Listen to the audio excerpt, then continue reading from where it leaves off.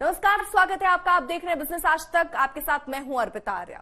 Business आज तक में बात कारोबार जगत की हर छोटी बड़ी खबर की करेंगे। बुलेटिन की शुरुआत करते हैं टॉप 10 न्यूज के साथ। एसबीआई ने लोन पर अपने एमसीएलआर में 0.10% की बढ़ोतरी की। 15 जून से एसबीआई का एमसीएलआर मौजूदा 7.40% से बढ़कर 7.5% हो जाएगा। एसबीआई इको रैप ने 18 जुलाई से रिटेल महंगाई दर में बढ़ोतरी होने की आशंका जताई। कुछ आइटम्स पर जीएसटी में बढ़ोतरी होने के असर से रिटेल महंगाई दर में इजाफा होने की आशंका।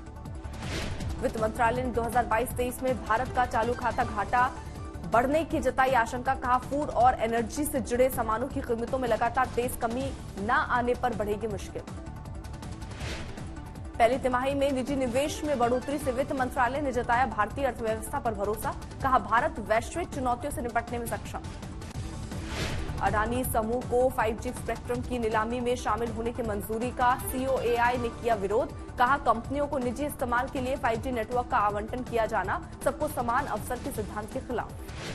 31 मार्च 2022 तक एलआईसी की एबेंडेड वैल्यू करीब 5 लाख करोड़ रुपए आकी गई।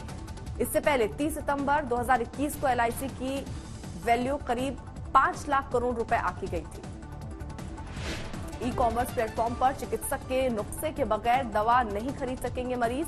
सीसीपीए ने आयुर्वेदिक, सिद्ध और यूनानी दवाओं को रजिस्टर्ड प्रैक्टिशनर की सलाह के बिना बेचने पर लगाई रोक।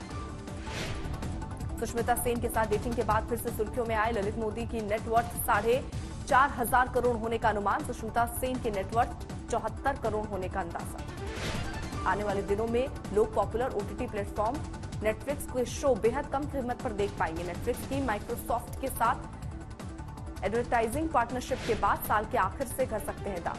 फंडिंग घटने से छटनी को मजबूर रहे एडटेक स्टार्टअप्स पर नया संकट आने की आशंका। उपभोक्ता मामलों के मंत्रालय ने मिस सेलिंग पर एडटेक फर्म्स और उनकी सेल्फ रेगुलेटरी संस्था को किया आगाह।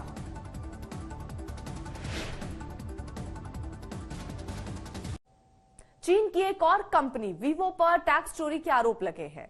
डायरेक्टर ऑफ रेवेन्यू इंटेलिजेंस ने वीवो पर करीब 4,000 करोड़ के टैक्स चोरी का आरोप लगाया है। वीवो ने इस आरोप को गलत करार देते हुए कानूनी प्रक्रिया का विकल्प आजमाने की बात कही। वीवो चीन की चौथी कंपनी है जिस पर इस तरह के आरोप लगे हैं। चीन की मोबाइल निर्माता और टेलीकॉम इक्विपमेंट कंपनियों पर भारतीय जांच एजेंसियों का शिकंजा गहराता जा रहा है। ताजा नाम चीनी स्मार्टफोन कंपनी ओप्पो इंडिया का है।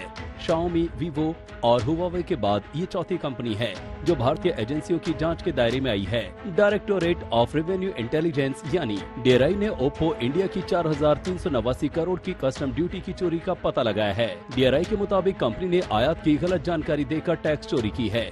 हालांकि ओप्पो इंडिया ने इसे टैक्स चोरी मानने से इनकार करते हुए कानूनी प्रक्रिया अपनाने के लिए कहा है। ओप्पो मोबाइल्स चीन की ग्वांगडोंग ओप्पो मोबाइल टेलीकम्युनिकेशंस कॉरपोरेशन की सहयोगी कंपनी है। भारत में कंपनी ओप्पो, वन प्लस और रियलमी ब्रांड से फोन बेचती है। डीआरआई ने जांच के दौरान ओप्पो इंडिया के कई परिसरों और मैनेजमेंट के अधिकारियों के घर छापेमारी की थी। इस दौरान मोबाइल बनाने के आयातित सामान के बारे में जानबूझकर गलत जानकारी देने के सबूत मिले थे। डीआरआई के मुताबिक गलत जानकारी देकर ओप्पो इंडिया ने 2,981 करोड़ रुपए की शुल्क छूट का फायदा उठाया। ओप्पो की चुकाई गई रॉयल्टी और लाइसेंस फीस में कस्टम एक्ट के नियमों का उल्लंघन हुआ। कंपनी इसे आयातित सामान के मूल्य में नहीं जोड़ रही थी। इसके जरिए कंपनी ने 1,408 करोड़ रुपए की ड्यूटी की चोरी की। ऐसे में अब चीन की कंपनियों पर घपलेबाजी के लगातार लग रहे आरोपों से टैक्स सिस्टम से लेकर सिक्योरिटी तक कई तरह के सवाल खड़े हो गए हैं। मोबाइल कंपनीज हैं जैसे Xiaomi है, आपका वीवो कंपनी है आपकी, इन लोगों ने शेल कंपनीज जो हैं वो इंडिया में क्रिएट कर रखी थी।